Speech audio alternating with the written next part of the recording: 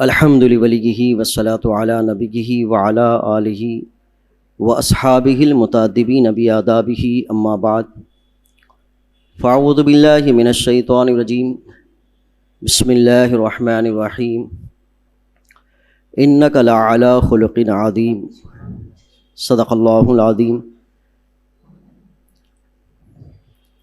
میرے ساتھ اس انداز سے درود پاک پڑھیں۔ الصلاۃ والسلام علیک یا رسول اللہ، الصلاۃ والسلام علیک یا حبیب اللہ، الصلاۃ والسلام علیک یا نبی اللہ، الصلاۃ والسلام علیک یا نورا من نور اللہ، الصلاۃ والسلام علیک یا خاتم النبیین صلی اللہ تعالی علیہ وسلم۔ معزز سامعین، آج کی گفتگو میلاد مصطفیٰ صلی اللہ علیہ وسلم کی اس عناوین کے ساتھ ایک خاص عنوان پر کچھ گفتگو کرنے کا موقع ہے۔ اللہ میری زبان پر کلمہ حق کو جاری فرمائے۔ درسگاہ میں جس انداز سے پڑھایا جاتا ہے انشاءاللہ اسی انداز سے گفتگو ہماری رہتی ہے۔ کچھ سمجھنے سمجھانے سے متعلق کوشش کروں گا کہ جن باتوں کو میں نے سمجھا ہے آپ تک پہنچا دوں، اس امید کے ساتھ کہ اللہ مجھے بھی اجر عطا فرمائے، آپ کو بھی اجر عطا فرمائے۔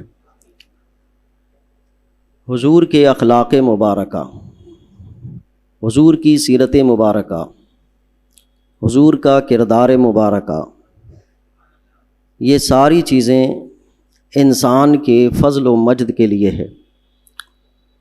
آج ہر انسان اپنا شخصی اعتبار سے ڈیولپ ہونا چاہتا ہے کہ اس کی شخصیت کو مانا جائے، اس کی شخصیت کو قبول کیا جائے، اسے بڑا معیاری آدمی کہیں، یا آپ کے لب و لہجے میں کہا جائے تو پرفیکٹ آدمی کہیں۔ کیسے پرفیکٹ آدمی ہے کہ اس کا قد بھی ٹھیک ہے، اس کی شکل بھی ٹھیک ہے، اس کی ہائٹ بھی ٹھیک ہے، اس کا چیسٹ، اس کے بازو، اس کے مسل سب ٹھیک ہیں، اور اس کے کپڑے بھی بہت ٹھیک ہیں۔ ڈیزائنر سے کپڑے سلا کر بہت اچھے سے پہنتا ہے۔ وجہ کیا ہے ان چیزوں کی؟ کہ اس کی شخصیت نمایاں ہو، بہترین سمجھا جائے، وہ اچھا لگنے لگے، اچھا دکھنے لگے۔ اس کے لیے انسان بڑی کوشش کرتا ہے، اور دنیا میں یہ بات ثابت ہے کہ انسان کتنا بھی پڑھا لکھا ہو، کتنی بھی اعلیٰ سے اعلیٰ تعلیم حاصل کیا ہو، اگر اس کے کردار ٹھیک نہ ہو تو انسان کی نظر میں وہ جچتا نہیں ہے۔ کسی ہاسپٹل میں جائیں، بہت بڑا ڈاکٹر ہے کہ جس سے ملاقات، جس کا ٹائم لینے کے لیے لائن لگی رہتی ہے، ہفتوں میں ٹائم ملتا ہے اس کا، اور اس کی او پی ڈی فیس چارج بھی 5,000 سے اوپر ہو، اور وہ آپ سے ملاقات کرے، آپ اس سے ملنے جائیں اور بدتمیزی سے بات کرے، تو آپ کہیں گے کہ ڈاکٹر ہے یا حجام ہے۔ کیونکہ کوالیفیکیشن، اعلیٰ تعلیم، اگر اخلاق کا پیرہن جامہ اور لباس اس کے پاس نہ ہو تو آدمی کی کوالٹی گر جاتی ہے۔ ایک لفظ ہم نے بارہا تقریروں میں سنا ہے کہ اسلام کا فروغ، اسلام کی تبلیغ، اسلام کے پھلنے پھولنے میں جس چیز کا اہم کردار ہے وہ تلوار کا زور نہیں، اخلاق کا زور ہے۔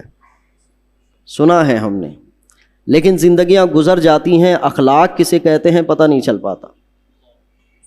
ہر ایک کے پاس کبھی کبھار اخلاق کی تعریف، اس کا ڈیفینیشن اس کو الگ الگ انداز سے سمجھایا گیا۔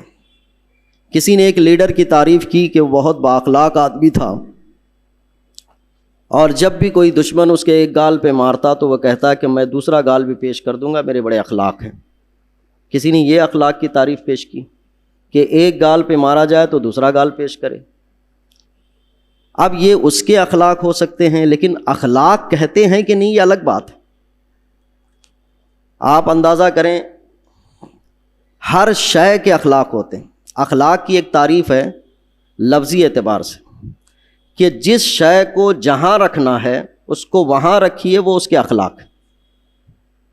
آج دنیا میں جتنے بڑے بڑے کاروبار چل رہے ہیں ان کاروبار میں ایک بہت بڑا کاروبار، قیمتی کاروبار یہ ہے ڈیکوریشن، سجانا، اسٹیج سجانا، فنکشن ہال سجانا۔ ان لوگوں کو اتنی بڑی بڑی رقم کیوں دی جاتی ہے کہ اتنا بڑا ڈیکوریشن کرتے ہیں؟ چھوٹی لائٹ، بڑی لائٹ، چھوٹے پھول، بڑے پھول، اور یہ سجاوٹ کے جو پورے رنگ برنگی کے ہوتے ہیں، کلروں کا اعتبار، کہیں کہیں پر قدرتی مناظر کی تصویر کشی اور کہیں پہ کچھ مناظر کیوں کیا جاتا ہے؟ اس لیے کہ وہ ہر شے کو اس جگہ پہ رکھنا چاہتے ہیں جس سے آنکھوں کو اچھا لگے۔ تو اس پرفیکٹ پلاننگ کے اعتبار سے اس آدمی کو کہتے ہیں کہ بہت اچھا ڈیزائنر ہے، بہت اچھا اسٹیج ڈیکوریٹ کرتا ہے یہ، اسی لیے اس کی قیمت بھی زیادہ ہے۔ تو میں وہاں سے ایک چیز اخذ کرتا ہوں کہ اخلاق کی تعریف کیا ہے؟ کسی شے کو جو اس کا مقام ہے وہیں رکھ دینا، یہ اخلاق ہے۔ اب ایگزامپل آپ سمجھ لیں کہ میں نے کل اس سے پہلے کی مجلس میں بھی اس کے متعلق ذکر کیا تھا کہ چپل مان لیجئے کہ آپ شو روم سے لے رہے ہیں، شیشوں پہ سجائی ہوئی ہے۔ کبھی کبھار تو چپلوں کو دیکھتا ہوں میں کہ ایک ایک چپل کو پورا ایک فریم دیا گیا رہتا ہے، وہ ایک ہی نظر آتی ہے۔ وہ اس کی اہمیت کو بتانا چاہتے ہیں۔ مان لیجئے کہ ہم نے اس شیشے میں رکھی ہوئی چپل کو لیا، تو اب اس کا استعمال کیا ہے؟ اس کو پیر ہی میں پہننا پڑے گا، سر پہ رکھ کے تو پھر نہیں سکتے، سر پہ رکھیں گے تو بے اخلاق کہلائیں گے۔ کیوں؟ چپل کا حق یہ ہے کہ اس کو پیر میں رکھا جائے، اگرچہ سونے کی ہو، اگرچہ چاندی کی ہو۔ اسی طرح سے آپ کپڑے سلاتے ہیں، کپڑوں کے حقوق یہ ہیں کہ سامنے سے بٹن رہیں، پیچھے سے بٹن نہ رہیں، یہ اس کے اخلاق ہیں۔ اس پر ایک مجھے مسکراہٹ یاد آتی ہے۔ فیشن کا جو آج دور چلا ہے بد اخلاقی کا، جس کو لوگ اخلاق نام دے رہے ہیں، تو اخلاقیات کو سمجھنے میں بڑی پریشانی ہوگی۔ ایک بندے کو ایسی بات سوجی کہ میں ایسے کپڑے پہنوں جو آج تک کسی نے پہنا نہیں ہو۔ اس نے بہت قیمتی کپڑے لائے، ٹیلر کو کہا کہ آپ میرے لیے ایک ایسا کپڑا سیے کہ آج تک کسی نے ایسا کپڑا پہنا نہ ہو۔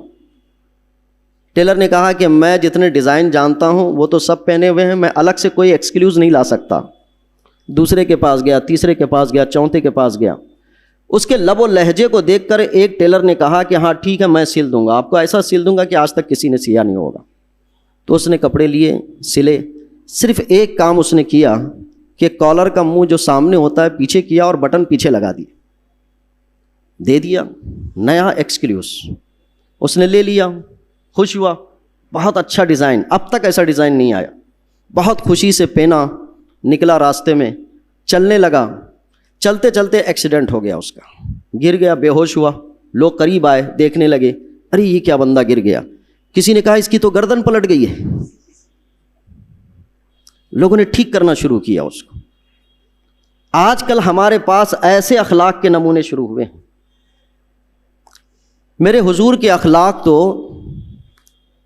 جس شخص کو بھی اخلاق حضور بتانا ہو اس کو بہت علم چاہیے، نفسیات کا علم چاہیے، اس کو زبانوں کا علم چاہیے، لب و لہجے کا علم چاہیے، بلاغت کا علم چاہیے، علم منطق کا علم چاہیے، جغرافیائی نظر اس کے پاس ہونی چاہیے، ماحولیات کو جانتا ہو، ورنہ حضور کی سیرت سے کہیں پر بھی کوئی اخلاق پکڑ لے گا اور اس کو ضابطۂ اخلاق نبوت کہے گا تو بالکل نقصان اٹھائے گا۔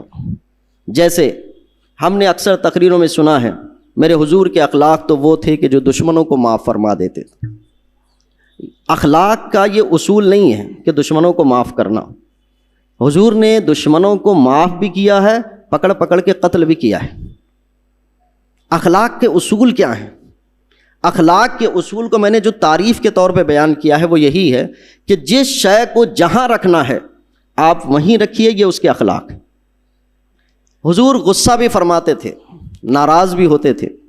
اچھا، ناراضگی کے لب و لہجے میں انسان کی زبان آپے سے باہر ہو جاتی، اب یہاں اس کے اخلاق جانچے جاتے ہیں۔ ایک روایت میں نے سنی تھی کہ حضور کے سامنے کسی خاتون کی نیک ہونے کا تذکرہ کیا گیا کہ خاتون بڑی نیک ہے۔ کیا ہے اس کی نیکی کی علامت؟ کہا دن بھر روزے رکھتی ہے، رات بھر نفل پڑھتی ہے، قرآن کی تلاوت کرتی ہے۔ تو غالباً حضور نے فرمایا کہ تم جانتے ہو کہ تم نے کبھی اس کے ساتھ معاملات کیے ہیں، لین دین کیے ہیں؟ کہا نہیں کیا ہے۔ تو کہا اچھا تم اس کے پڑوس بنے ہو کبھی؟ کہا نہیں۔ اس کے ساتھ سفر کیا؟ نہیں کیا۔ کبھی غصے کی حالت میں دیکھا؟ نہیں دیکھا۔ تو کہا ابھی اس کی نیکی ہونے کی ضمانت کو ذرا روک دو کہ نیک آدمی کس سے کہلاتا ہے۔ بات ٹھیک ہے، نیکی کا کام کیا، قرآن کی تلاوت کی، نماز پڑھی اور روزہ بھی رکھی۔ اخلاقیات انسان کی ایک ایسی کوالٹی ہے کہ انسان لباس کیسے بھی پہنے، شائستہ ہو اور لباس کو اس کی جگہ پر رکھا ہو، اس کو کہتے ہیں اخلاق۔ اب میں نے لباس اور دوسری چیزوں سے مثال دی، اگر یہ ضابطہ آپ کو سمجھ میں آتا ہے۔ اور جدید دور میں جو ڈیکوریشن کی کہانی ہے کہ بڑے بڑے جو سجاوٹ کے لوگ ہوتے ہیں جو لاکھوں روپے لے کر سجاوٹ کرتے ہیں، ان کا کام کیا ہوتا ہے؟ ان کے پاس یہ علم ہے کہ کس چیز کو کہاں رکھنا چاہیے کہ اس سے جب آدمی وہاں سے گزرے تو اس کے ہر ایکشن پر اور اس کی ہر بناوٹ پر اس کی خوبصورتی ابھر کر آ جائے۔ اس علم کی بنیاد پر اس کو بہترین کہا جاتا ہے۔ آپ غور کرتے ہوں گے کہ جو بڑی بڑی ہوٹلز ہوتی ہیں، 5 اسٹار ہوٹلیں ہوتی ہیں، وہاں ایک دربان آدمی کھڑا ہوتا ہے اور ہر آنے والے کو ویلکم کہتا ہے، بلکہ عزتیں دیتا ہے۔ کبھی کبھار تو اتنا جھکتا ہے کہ آدمی جانے والا یہ سمجھتا ہے کہ اتنی عزت تو آج تک مجھے کسی نے دی نہیں، کتنی عزتیں دے رہا ہے یہ۔ باضابطہ ان کو ٹرین کیا جاتا ہے، تیار کیا جاتا ہے کہ ہر آنے والے کسٹمر کے ساتھ آپ یہ سلوک۔ یہ کیوں کیا جاتا ہے؟ یہ اصل میں اخلاق کا نمونہ ہے، اخلاق نہیں ہے۔ اس آدمی سے ڈیوٹی کے ختم ہونے کے بعد ملیے آپ، پھر اس سے پوچھئے کہ آپ میرا کتنا ایکسپیکٹ کرتے ہیں؟ صاحب ڈیوٹی ختم ہو گیا، بس ہو گیا، تھک گیا ہوں، سب کو ویلکم کرتے ہوئے تھک گیا ہوں۔ اخلاق کی کہانی بالکل جدا ہے۔ یہ جو ہماری سوسائٹی اور معاشرے میں کچھ چیزیں چل رہی ہیں، ہم اس کو اخلاق کا نام اس وقت دے سکتے ہیں کہ ان کے مقابل میں یہ ٹھیک ہے، ان کے مقابل میں یہ ٹھیک ہے، لیکن حضور کے جو اخلاق کی بات ہے وہ بالکل جدا گانا ہے۔ بہت بڑے بڑے کالجز سے بڑی بڑی ڈگریاں حاصل کرتے ہیں لوگ۔ اسکول یا کالج یا یونیورسٹی والوں سے کہیں کہ جس بچے کو آپ نے آج گریجویشن کی تکمیلیت کی سند دی ہے، بڑی ٹوپی دی ہے، وہ جس وقت وہ ٹوپی لیتا ہے نا، لینے کے بعد جو ڈگری ہاتھ میں اٹھاتا ہے، اسی وقت اس کے اخلاق سمجھ میں آ جاتے ہیں۔ وہ ٹوپی کو اچھالتا ہے، جس ٹوپی سے اس کا وقار بننا تھا اسی کو اچھال دیا اسے، اور یہ نام ان کا اخلاق کا دیا گیا ہے۔ لیکن آپ یونیورسٹی والے سے پوچھیں، اتنی بڑی گریجویشن کی سند آپ نے دی ہے، اس کے کیریکٹر کی آپ ضمانت دیتے ہیں؟ تو کہتے ہیں ہم نہیں دیتے۔ اس کے اخلاق کی ضمانت دیتے ہیں؟ کہ نہیں دیتے۔ میں یہ بات اس لیے بھی بول رہا ہوں کہ اس چیز کا اثر ہماری زندگی کے مختلف شعبے پر ہے۔ آج لڑکا اور لڑکی کے متعلق نکاح کے محفل میں ہم یہ بات کہتے ہیں کہ 4 چیزوں کی بنیاد پر نکاح کیا جاتا ہے، تم 4تھی چیز کو اختیار کرو۔ اب وہ پہلی چیز خاندان، حسن، دولت اور کردار، 4تھی چیز کو حضور نے اختیار کرنے کا حکم فرمایا، لیکن رشتوں کا انتخاب اس کردار کی بنیاد پہ تو کبھی نہیں ہوتا کس چیز پر ہے؟ اس پر۔ اب جب ان چیزوں پر ہو اور کردار ٹھیک نہ ہو تو پھر زندگی کی گاڑی بھی تو بہتر چلے گی نہیں۔ زندگی کی گاڑی تو چلنی ہے کردار سے، اب وہ چیز موجود ہوتی نہیں۔ ان تمام تمہیدی گفتگو کے بعد حضور کے اخلاق کو ہم سمجھتے ہیں۔ آقا دو جہاں صلی اللہ علیہ وسلم کی اخلاق جامع ہیں، کامل ہیں، میرے کہنے سے نہیں، علماء کے کہنے سے نہیں، اس دور کے لوگوں کے کہنے کی وجہ سے نہیں، بلکہ رب کائنات نے بیان فرمایا۔ اِنَّكَ لَعَلَىٰ خُلُقٍ عَظِيمٍ، اے نبی آپ کے اخلاق بڑے ہیں۔ اور یہ بڑے کہنے کا لفظ اللہ نے فرمایا ہے۔ جب بھی کوئی آدمی کسی کو بڑا کہتا ہے نا تو وہ اپنے مطابق میں کہتا ہے۔ جیسے میرے سامنے کوئی انگلش بولتا ہے تو میں کہتا ہوں کہ بڑی اچھی انگلش بولتے ہیں، وجہ کیا ہے؟ مجھے خود انگلش نہیں آتی، تو میرے سامنے تو یہ اچھا ہی ہوگا۔ جو تھوڑی بہت بھی بولے گا وہ اچھا ہی کہلائے گا۔ اس کی اچھائی کا اعتبار، اس کے عظیم ہونے کا اعتبار تو یہ ہے کہ انگلش بولنے والوں کے درمیان کیسے بولتا ہے۔ بہت سارے لوگ ہیں، آپ مراٹھی جانتے ہیں، لیکن جب مراٹھی بولتے رہتے ہیں پھر کوئی ٹھیٹ آ گیا مراٹھی والا، اس کے سامنے کہتے ہیں کہ نہیں تھوڑی تھوڑی آتی ہے مراٹھی مجھے، تو اس کے سامنے تھوڑے ہو گئے، اور جو کم جانتا تھا اس کے سامنے بہت ہو گئے۔ انسانیت میں کسی نے کسی کی بھی اخلاق کی بات کہی ہے، اس کے پاس خود اخلاق کم تھے اس لیے اس نے بڑا کہا ہے، لیکن میرے حضور کے اخلاق کے متعلق کسی انسان نے نہیں کہا بلکہ رب کائنات نے کہا، انک لعلی خلق عظیم، اے نبی آپ کے اخلاق بڑے عظیم ہیں۔ اعلیٰ حضرت امام اہل سنت نے کہا تیرے خلق کو حق نے عظیم کہا، تیرے خلق کو حق نے جمیل کیا، نہ تجھ سا ہوا نہ ہوگا شہا، تیرے خالق حسن و ادا کی قسم، نہ ہوا نہ ہوگا، تیرے خالق حسن و ادا کی قسم کہ تجھ جیسا ہوا بھی نہیں ہے اور ہوگا بھی نہیں۔ جیسے حضرت حسان رضی اللہ تعالیٰ عنہ نے کہا تھا کہ آج تک کسی ماں نے ایسا بیٹا پیدا ہی نہیں کیا ہے، وہ حسن کے معاملے میں ہو، اخلاق کے معاملے میں ہو، اپنے کردار کے معاملے میں۔ ہماری 50-60 سالہ زندگی گزر جاتی ہے اخلاق پتہ کرنے میں، اور حضور کے اخلاق پیدا ہونے کے پہلے دن سے لے کر میرے حضور کے وقت آخر تک ہے۔ کہیں پر بھی آپ کو ایسا نہیں ملے گا کہ رجوع کرنا پڑا ہوا ہو کہ پہلے جو کام کیا تھا وہ غلط تھا، اب میں ٹھیک ہو گیا ہوں۔ جیسے کہتے نہیں ہیں کہ ہمیں ادب سکھایا گیا ہے، پہلے بے ادب تھے پھر ادب سکھایا گیا تو آج ہم تھوڑے اچھے ہوئے ہیں، لیکن میرے حضور کی ذات اخلاق کی ایسی ہے کہ جب پیدا ہوئے تھے اس دن سے لے کر آپ کے ظاہری حیات کے اختتام تک بھی اللہ تبارک تعالیٰ نے اخلاق کا کامل بنایا۔ تیرے خلق کو حق نے عظیم کہا، تیرے خلق کو حق نے جمیل کیا، نہ تجھ سا ہوا نہ ہوگا شہا، تیرے خالق حسن ادا کی قسم۔ یہ تو قاعدہ ہے، ضابطہ ہے، لیکن انسان حضور کے اخلاق کی پیروی کر سکتا ہے، ہوگا نہیں ویسے لیکن پیروی کر سکتا ہے۔ وہ کیسے کر سکتا ہے؟ اس لیے کہ قرآن نے خود تعلیم فرمائی، لقد کان لکم فی رسول اللہ اسوۃ حسنہ، کہ تمہارے لیے رسول کی زندگی بہترین نمونہ عمل ہے، ان کی تابعداری کرو، ان کی پیروی کرو۔ کیسے؟ بعض لوگوں نے اخلاق کی تعریف مانی ہے کہ کچھ بھی برا کرو، کچھ بھی کیسے بھی کرو، خاموش رہنا چاہیے، صبر کرنا چاہیے، برداشت کرنا چاہیے۔ جس آدمی کے اندر برداشت ہوتا ہے اس کے اخلاق اچھے ہیں۔ اصل میں اخلاق کی یہ تعریف بھی نہیں ہے۔ اخلاق کی تعریف میں ہر شے کو جس جگہ پہ رکھنا چاہیے وہ وہاں رکھے، یہ اخلاق کی تعریف ہے۔ اور حضور نے اپنی حیات مبارکہ میں جس کے ساتھ بھی رشتہ اور معاملہ کیا ہے، جس کو جہاں رکھنا تھا اس کو وہیں رکھا، اسی کو اخلاق کاملہ کہا گیا۔ اب یہ ضابطہ میں نے ذکر نہیں کرتا کہ حضور نے دشمنوں کو معاف کیا، یہ حضور کے اخلاق تھے، لیکن فتح مکہ کے دن حضور نے فہرست جاری کی تھی، وانٹڈ لسٹ جاری کی تھی لوگوں کی، کہا ان کو تو معاف کیا جائے گا، ان لوگوں کو معاف نہیں کیا جائے گا، ان کو معاف نہیں کیا جائے، ان کو پکڑ کے قتل کر دیا جائے گا، ان کو چھوڑا نہیں جائے گا۔ کیسے؟ کہا یہ جہاں ملے وہاں مار دو ان کو۔ کہا صحابہ نے کہ یا رسول اللہ اگر حرم شریف میں ملے، کہا وہاں مار دو۔ حضور نے فرمایا کعبۃ اللہ کی دیوار پکڑے ہو تو وہاں مار دو۔ اب ان لوگوں کی حقیقت ہی یہی تھی کہ ان کو مارا جائے، اور یہ مارنے کا حکم یہ حضور کے اخلاق ہے۔ اب یہ نہیں کہنا کہ بھئی ہر دشمن کو معاف کر دیا کرتے تھے۔ قرآن پاک میں اللہ تبارک تعالیٰ نے ارشاد فرمایا، محمد الرسول اللہ صلی اللہ علیہ وسلم والذین معہ اشداء علی الکفار ورحماء بینہم، یہ محمد اللہ کے رسول اور ان کے ساتھ جو لوگ ہیں کافروں پر بڑے سخت ہیں اور مومنین پر بڑے مہربان ہیں۔ دو چیزیں بیان کی، اشداء علی الکفار، کہ جن لوگوں کے ساتھ سختی کرنا ہے وہ سختی ہی اخلاق ہیں، ان کے ساتھ نرمی اخلاق نہیں ہوں گے، اور جن کے ساتھ نرمی کرنا ہے وہ نرمی ہی اخلاق ہیں۔ تو نہ سختی مکمل اخلاق کہلائے، نہ مکمل نرمی اخلاق کہلائے۔ جہاں سختی کرنا ہے وہ سختی کریں، جہاں نرمی کرنا ہے وہ نرمی کریں، یہی اخلاق ہیں۔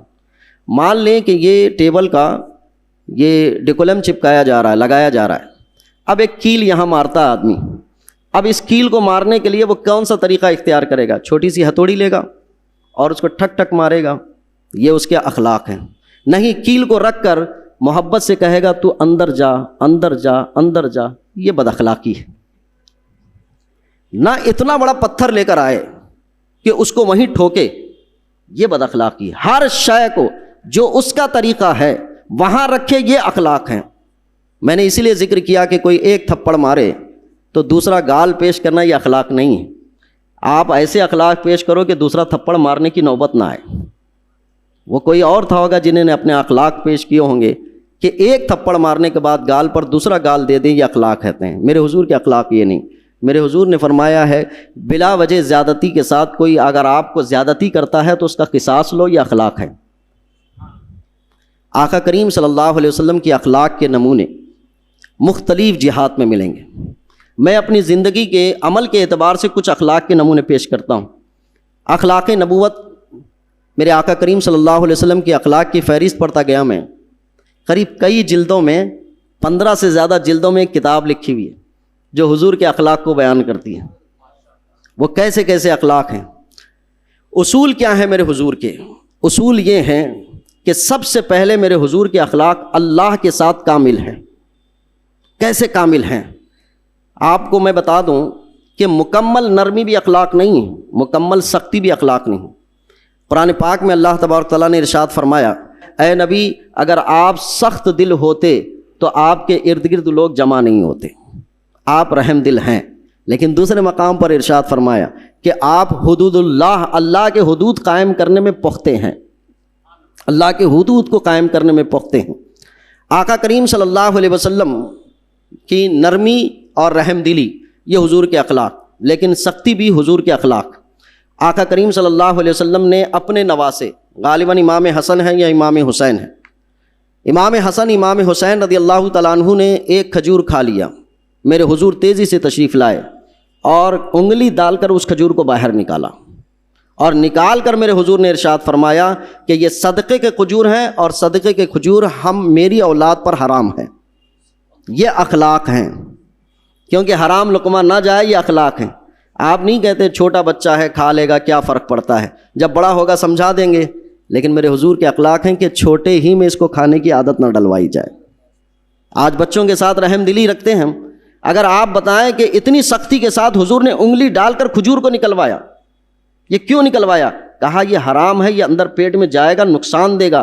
اب بچے کو یہاں برائی سے روکنا اور ہاتھ ڈال کر کھینچ کر نکالنا، یہ میرے حضور کے اخلاق ہے۔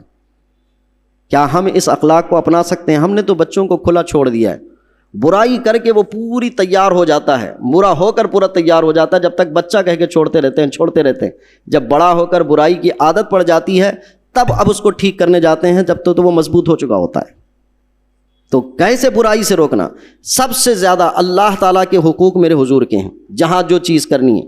اب آئیں، انسان کو اپنے ارد گرد کے لوگوں سے محبت ہوتی ہے اور ہم اس کی مروت کرتے ہیں، رعایت بھی کر لیتے ہیں۔ جیسے مان لیں مجھ سے کوئی غلطی ہو گئی یا مجھ سے کوئی ایسی لغزش ہو گئی، تو آپ تو فوراً آ کر مجھ سے نہیں کہہ سکتے کہ مولانا آپ سے ایسا ایسا کام ہو گیا فلاں۔ آپ یہ سمجھیں گے کہ حیا آتی ہے، آپ کہیں گے کہ یہ اخلاق کے خلاف ہوگا، ایک مولانا آدمی کو ایسا نہیں بول سکتے، ٹھیک ہے؟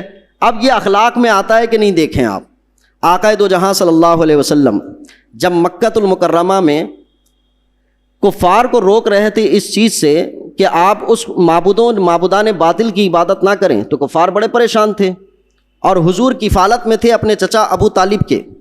ابو طالب کے پاس کفار مکہ آئے اور انہوں نے کہا کہ اپنے بھتیجے کو آپ سمجھائیں کہ وہ ہمارے بتوں کو برا کہتے ہیں، آپ ان کو روکیں اس معاملے میں، اور اس کے لیے ہم آپ کی ایک پیشکش بھی کرتے ہیں، اگر وہ ہمارے بتوں کی برائی سے رک جاتا ہے تو ہم یا تو بہت اچھی لڑکی سے نکاح کر دیں گے، وہ جس کو پسند کریں، اور اگر چاہے تو خوب دولتوں سے بھی نوازیں گے۔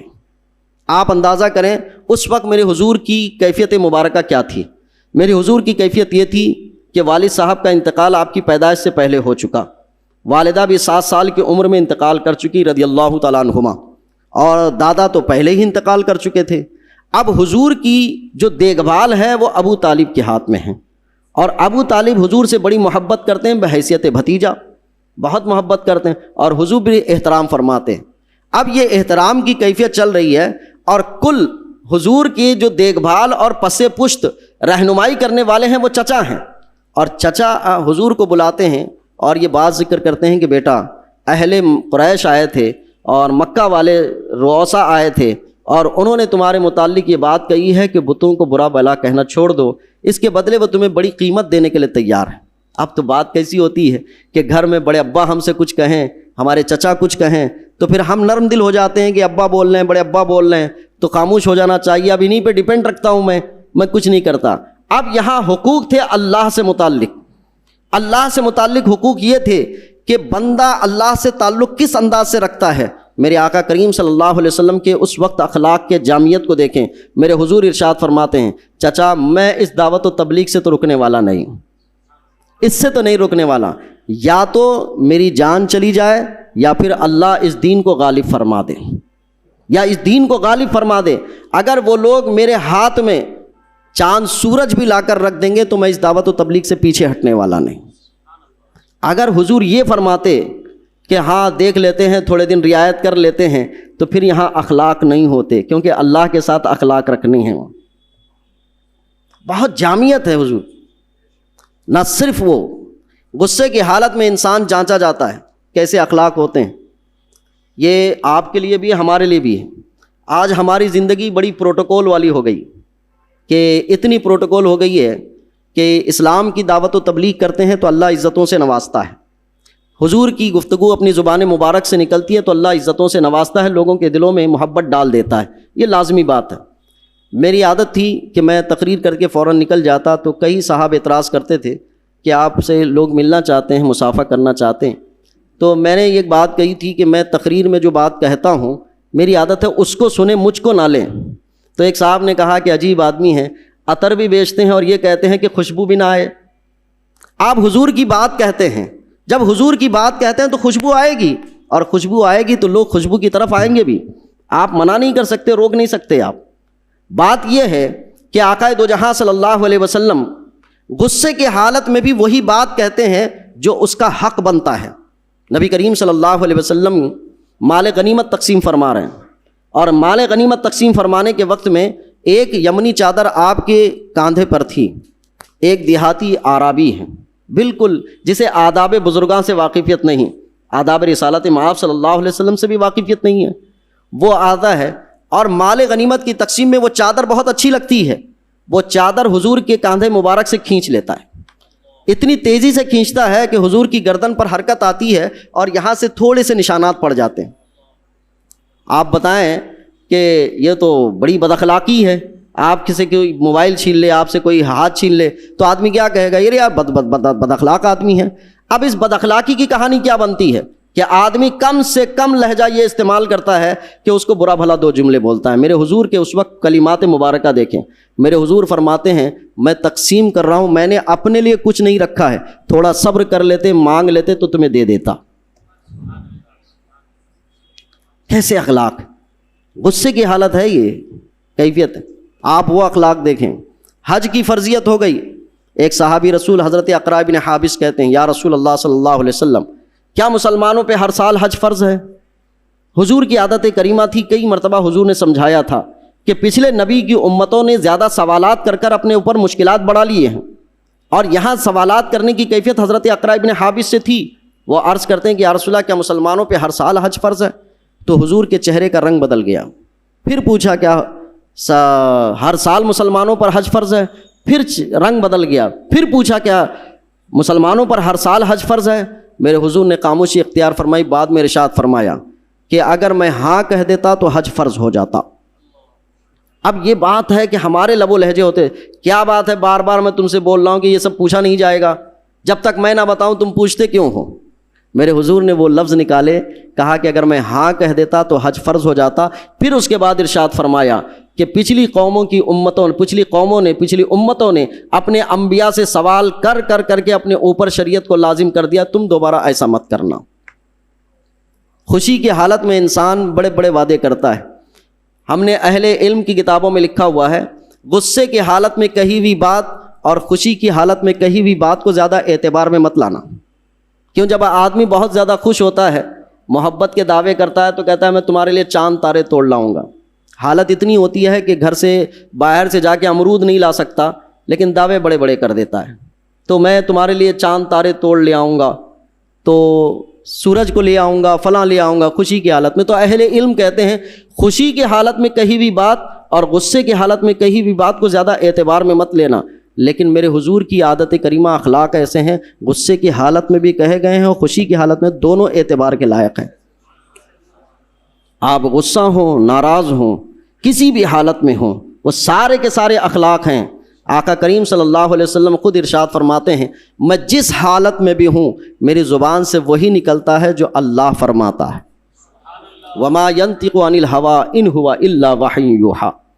انسان کے کردار اخلاق بنتے ہیں، انسان کے اعمال اخلاق بنتے ہیں، انسان کی گفتگو اخلاق بنتی ہے، انسان کے معاملات اخلاق بنتے ہیں۔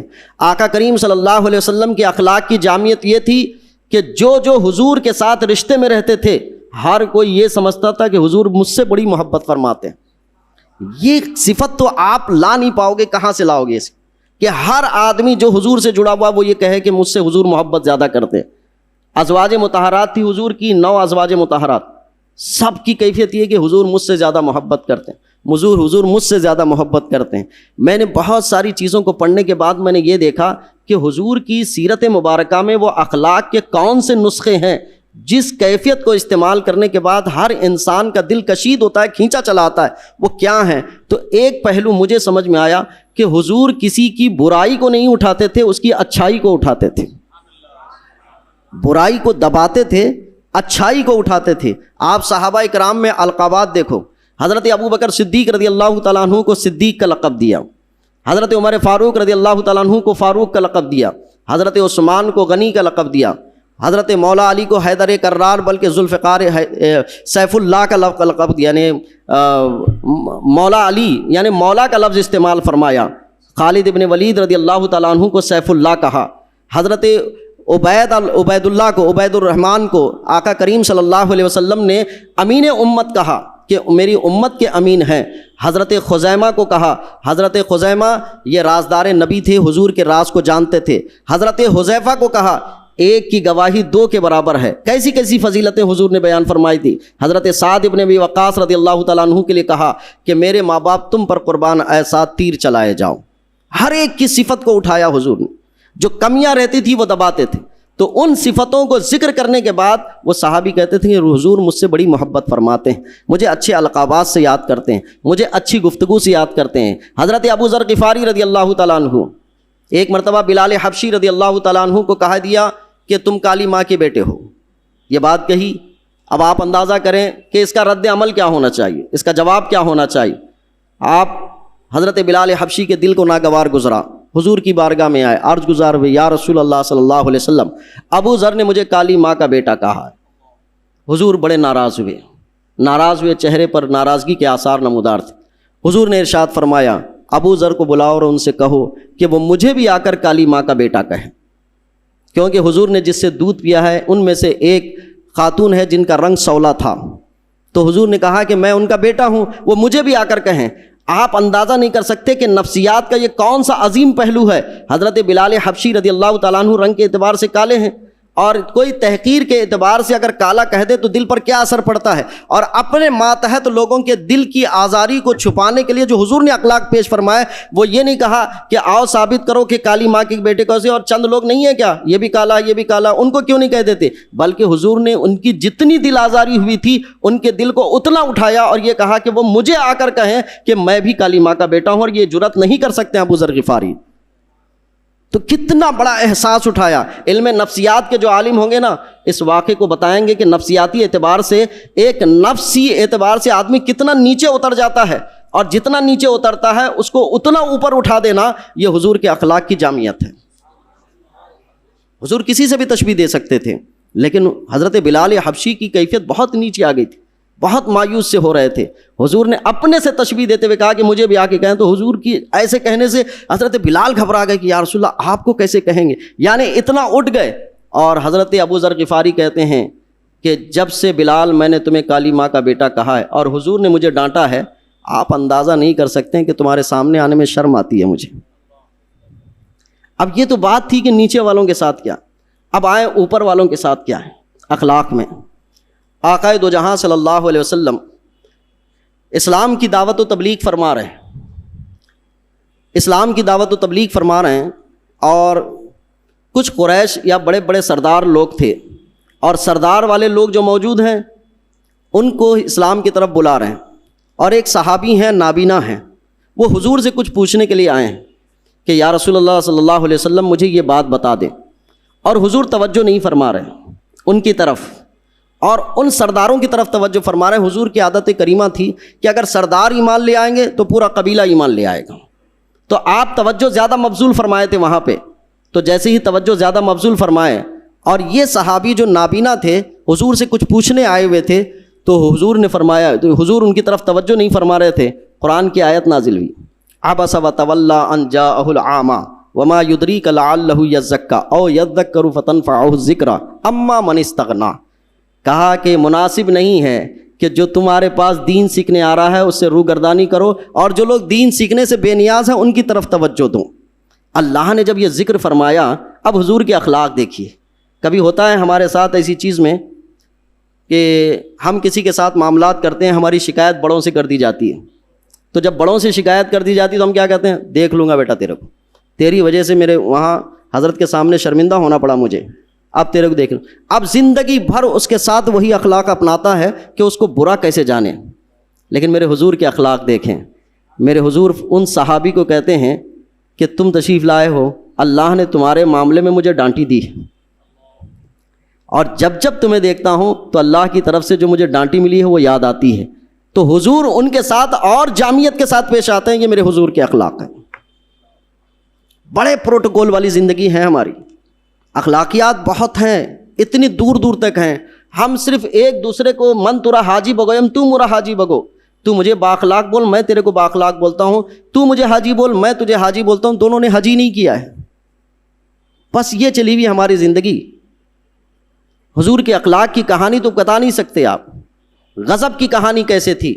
احد کا مقام ہے، 40 صحابہ کو حضور نے پہاڑ پر نگرانی کے لیے مقرر فرمایا تھا، تاکید فرمائی تھی، کہا تھا کہ جب تک میں نہ کہوں اترنا مت۔ یہاں حالات تم جس طرح کے بھی دیکھو، مسلمانوں کو فتح نصیب ہوئی، مال غنیمت لے رہے ہیں، سب کچھ لے رہے ہیں، لیکن میں جب تک نہ کہوں اترنا نہیں۔ حضور نے یہ حکم فرمایا تھا۔ لیکن صورتحال احد میں یہ ہوئی تھی کہ ظاہری طور پر پہلے مسلمانوں کو فتح ہوئی، پھر اس کے بعد جو پہاڑ پر کھڑے کیے گئے تھے 40 صحابہ، انہوں نے دیکھا کہ مسلمان مال غنیمت لے رہے ہیں تو وہ نیچے اترنے لگے۔ کچھ صحابہ نے کہا کہ حضور نے منع کیا تھا کہ بالکل مت اترنا، اور وہ اترنے لگے، اور جب اترے تو ظاہری طور پر پھر مسلمانوں کو شکست ہوئی جنگ احد میں۔ اس میں کئی مسلمان شہید ہوئے، اور یہ شہید ہونے کی وجہ کیا تھی؟ جن کو حضور نے کہا تھا کہ جب تک میں نہ کہوں نیچے نہیں اترنا، انہوں نے حضور کی اس بات کو تسلیم نہیں کیا اور اتر گئے، جس میں مسلمانوں کی شہادت ہوئی۔ اسی مقام پر حضور کے جسم مبارک پر ضرب بھی لگا، خون بھی بہا، اور اسی موقع پر حضور نے اپنے صحابہ کے ساتھ احد پہاڑ کے بہت اونچائی پر چڑھ گئے تھے۔ یہ اتنا بڑا خسارہ، اتنا بڑا نقصان، اور کفار کو غلبہ حاصل ہو گیا تھا۔ اب صورتحال کیا ہوتی ہے اتنے بڑے نقصان کے بعد؟ جب کوئی حاکم اپنے ماتحت لوگوں میں خلاف ورزی کرنے پر جب حساب لینے لگتا ہے تو پھر اس کے وجود کو ہلا دیتا ہے۔ لیکن میرے آقا کریم صلی اللہ علیہ وسلم نے جن جن لوگوں نے یہ کام کیا تھا ان کو معاف فرما دیا، اور اس کے بعد رسول اللہ صلی اللہ علیہ وسلم نے ان سے باز پرس نہیں فرمائی۔ کیوں؟ کیونکہ انسانیت کے اندر بہت سارے پہلو ہوتے ہیں۔ جیسے حضور کے اخلاق کی بات میں نے ذکر کی ہے کہ حضور کے اخلاق کیا ہیں۔ حضور کے اخلاق کے بہت سارے اصول ہیں، وہ قرآن میں ذکر کیے گئے ہیں۔ عفو و درگزر کرنا، رحم اور شفقت، یہ حضور کا ہے۔ ناراضگی بھی حضور کی اخلاق سے ہے، اور آقا کریم صلی اللہ علیہ وسلم خوش ہوتے ہیں کسی سے تو وہ بھی حضور کے اخلاق سے ہے۔ حضور نے اخلاق کی جامعیت اپنی ازواج مطہرات میں بھی ذکر فرمائی۔ ازواج مطہرات میں اخلاق کی کیفیت کیا تھی؟ آپ اندازہ کریں، ایک زوجہ ہیں حضرت حفصہ اور ایک حضرت عائشہ صدیقہ رضی اللہ تعالیٰ عنہ، اور ایک ہیں حضرت صفیہ۔ حضرت صفیہ وہ زوجہ ہیں جو ان کے والد یہودی تھے، مدینہ میں حضور نے ان سے نکاح فرمایا، اور حضرت حفصہ حضرت عمر رضی اللہ تعالیٰ عنہ کی بیٹی ہیں، اور حضرت عائشہ حضرت ابوبکر صدیق رضی اللہ تعالیٰ عنہ کی بیٹی ہیں۔ یہ دونوں خاتون بیٹھی ہوئی ہیں، دونوں امہات المومنین بیٹھی ہوئی ہیں، اور حضرت صفیہ سے کہتی ہیں کہ میرے والد تو ابو بکر ہیں، اور وہ کہتے ہیں میرے والد عمر ہیں، اور تمہارے والد ایک یہودی ہیں۔ یہ بات ذکر کی، اور جب ذکر کی کبھی آپس میں بھائیوں کے درمیان بحث ہو جائے، ایک دوسرے کو کچھ برا بھلا کہیں، تو اس وقت اخلاقیات کیا نبھانے ہیں یہ حضور کی سیرت سے لے لیں۔ آقا کریم صلی اللہ علیہ وسلم تک یہ بات پہنچتی ہے۔ حضرت صفیہ کہتی ہیں کہ دونوں نے مجھے باپ کو لے کر تھوڑا سا طنز کیا ہے، یا رسول اللہ صلی اللہ علیہ وسلم مجھے تکلیف پہنچی ہے۔ تو حضور نے حضرت صفیہ کو اٹھایا اس انداز سے کہ جاؤ ان دونوں خاتونوں سے کہو کہ تمہارے والد ابو بکر ہیں، تمہارے والد عمر ہیں، اور تم کہنا میرے والد موسیٰ علیہ السلام ہیں، کیونکہ جو آپ کے والد تھے ان کا سلسلہ نسب حضرت موسیٰ علیہ السلام پہ جا کے ملتا ہے۔ تو کہا کہ تم جا کر کہنا کہ میرے والد موسیٰ ہیں، میرے چچا ہارون ہیں، اور میرے شوہر خاتم الانبیاء ہیں۔ جب یہ حضرت صفیہ گئیں اور جا کر ذکر کیں تو دونوں خاتونوں نے کہا کہ یہ جواب تو تمہارا نہیں لگتا ہے، یہ جواب تو کہیں اور سے آیا ہوا ہے۔ حضرت صفیہ کا دل خوش ہو گیا۔ کبھی آپ بحث بھی کریں نا، بحث کے درمیان عام طور پر عادت ہوتی ہے انسان کی کہ غلطیاں بتا کر فیصلہ کرنے جاتے ہیں۔ حضور کی سیرت یہ ہے، اخلاق یہ ہیں کہ غلطیاں جتنے بتاؤ گے بحث بڑھتی ہی جائے گی۔ ان بحث کے درمیان میں غلطیاں چھپاؤ، اچھائیاں کیا ہیں وہ اٹھاؤ، بحث ختم ہو جائے گی۔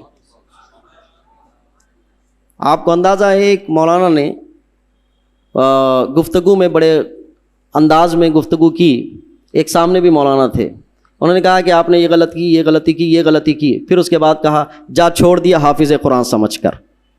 یہ گفتگو کی اور یہ کہا کہ یہ غلطیاں ہیں لیکن تمہاری اچھائیاں یہ ہیں کہ تم حافظ قرآن ہو۔ تو انسان کے اخلاق میں میں نے حضور سے یہ سیکھنی ہے کہ جہاں جہاں معاملات ہوتے ہیں، لین دین ہوتے ہیں، جو بھی چیز ہوتی ہے، برائیوں کو چھپائیں، اچھائیوں کو اٹھائیں، اخلاقیات کی جامعیت پیدا ہو جاتی۔ اور حضور کے اخلاق کے عناصر میں سے یہ ہیں، سب سے پہلے وہ حضور کسی سے بھی ملاقات فرماتے اس کو انسان سمجھتے، اور انسان کے قاعدے یہ ہیں، انسان سے غلطی ہوتی ہے، الانسان مرکب من الخطاء والنسیان، کہ انسان خطا اور نسیان سے جڑا ہوا ہے۔ سب سے پہلے اس کو انسان سمجھتے، پھر انسان کے بعد اگر مومن ہے تو مومن کا طریقہ حضور اختیار فرماتے کہ مومن کے ساتھ شیطان اور نفس کے بڑے وسوسے ہوا کرتے ہیں۔ پھر اس کے بعد حضور اپنائیت کا مظاہرہ فرماتے، ان ساری جہتوں سے گزرنے کے بعد قابل تحدید ہوتا تو تب میرے حضور اس پر تحدید فرماتے، یعنی اس پر غصہ فرماتے۔ تو معاملات کا طریقہ یہی ہے۔ بس آخری گفتگو سمجھانے کے لیے بتا دیتا ہوں، اخلاقیات میں اپنائیت ایک بہت بڑا عنصر ہے انسان کو بااخلاق بنانے کا۔ اپنا مانے، کبھی آپ راستے سے چل رہے ہوں، ایک بندہ آپ کی گاڑی کو ٹھوکا اور گاڑی کو بڑا نقصان پہنچا، اتنا نقصان پہنچا، آپ نے پلٹ کے دیکھا، پہلے چہرہ دیکھا، آدمی کو اجنبی ہے، تو گاڑی کو دیکھا نقصان ہوا، تو اب آدمی کیا کرتا ہے، سیدھا گالی شروع کر دیتا ہے، کیونکہ اس کو پتا ہے کہ اجنبی ہے تو گالی شروع کر دیتا ہے۔ اور جب گالی شروع کرتا ہے تو پھر بعد میں لڑائیاں شروع ہو جاتی ہیں۔ نقصان ہوا، ٹھیک ہے۔ دوسرا طریقہ کہ اگر سیم کنڈیشن میں ایک آدمی نے گاڑی کو ٹھوکا، سیم نقصان ہوا، پلٹ کے دیکھا دوست ہے، تو اب لہجہ بدل جاتا ہے۔ لہجہ بدلنے کے بعد اب گالی نہیں نکلتی، اب اپنائیت نکلتی ہے۔ اپنائیت کیا نکلتی ہے؟ کیا گاڑی میری ٹھوکنے کے لیے ملی تھی تجھے؟ تو وہ اپنائیت نکلتی ہے۔ مان لے تیسری صورت آتی ہے کہ سیم ایک آدمی نے ٹھوکا، سیم نقصان ہوا، پلٹ کے دیکھا بھائی تھا، اب لہجہ اور بدل جاتا ہے۔ اب گاڑی کا نقصان نہیں دیکھتا ہے، وہ یہ دیکھتا ہے، بھائی کو پوچھتا ہے تیرے کو کچھ ہوا تو نہیں ہے؟ اب گاڑی گئی، اب آدمی کو دیکھ رہا ہے۔ تو ہمارے پاس تین کیریکٹر ہیں، اجنبیت، دوستی، بھائی۔ آقا کریم صلی اللہ علیہ وسلم جب اخلاقیات کا مظاہرہ فرماتے سب سے پہلے اس کو انسان سمجھتے اس، پھر مومن کے ساتھ پھر اپنائیت، جو قرآن میں صفت بیان کی گئی، محمد رسول اللہ والذین معہ اشداء علی الکفار ورحماء بینہم، یہ حضور کی صفت تھی، تو پہلے اس کو انسان سمجھتے۔ حضرت انس حضور کے خادم تھے، حضرت انس رضی اللہ تعالیٰ عنہ چھوٹے تھے بچے، تو بچے ہونے کی حیثیت سے کچھ نہ کچھ ٹوٹ جاتا۔ ایک مرتبہ برتن ٹوٹا تو حضرت عائشہ رضی اللہ تعالیٰ عنہ آئی، حضور سے شکایت کی کہ انس نے برتن توڑ دیا۔ میرے حضور نے فرمایا انس نے توڑا نہیں ہے، برتن کی عمر ختم ہو گئی تھی، اس کے انتقال کا وقت آ گیا تھا، وہ ٹوٹ گیا ہے۔ بہت جامع اخلاق ہے میرے حضور، لیکن میں اصول کو پورے اتنے چھوٹے سے وقت میں نہیں بیان کر سکتا۔ حضور نے غیر کو اپنا بنانے میں اپنائیت کا لہجہ رکھا ہے۔ آج ہمارے لیے زبانوں کی بد اخلاقیاں ہیں، اعمال کی بد اخلاقیاں ہیں، بد کرداریاں ہیں، ان چیزوں میں تھوڑے چیزیں اگر ہم سیکھنا، میں اتنی دعویٰ تو کر سکتا ہوں کوئی حضور کے اخلاق نہیں لے سکتا۔ میرے اعلیٰ حضرت نے یوں کہا ہے، نہ تجھ سا ہوا نہ ہوگا شہا، نہ تجھ سا ہوا ہے نہ کبھی پہلے، نہ تجھ جیسا ہوگا آئندہ میں، تیرے خالق حسن و ادا کی قسم۔ میں قسم کھا کے کہتا ہوں، اعلیٰ حضرت فرماتے، لیکن کچھ نہ کچھ اخلاق پر ہم چل سکتے ہیں جس کے متعلق دعویٰ کیا گیا ہے کہ اسلام تلوار کے زور سے نہیں، اخلاق کے زور سے پھیلا ہے۔ چند باتیں بے ترتیب آپ تک پہنچائی، بولنے، سننے، سمجھنے، سمجھانے میں کسی قسم کی لفظی، فنی، شرعی، تعبیری، اعتباری سمجھنے کی سمجھانے کی غلطی ہو سب کو گواہ بناتا ہوں، اللہ مجھے معاف فرمائے۔ استغفر اللہ ربی من کل ذنب و اتوب الیہ، لا الہ الا اللہ محمد رسول اللہ صلی اللہ علیہ وسلم۔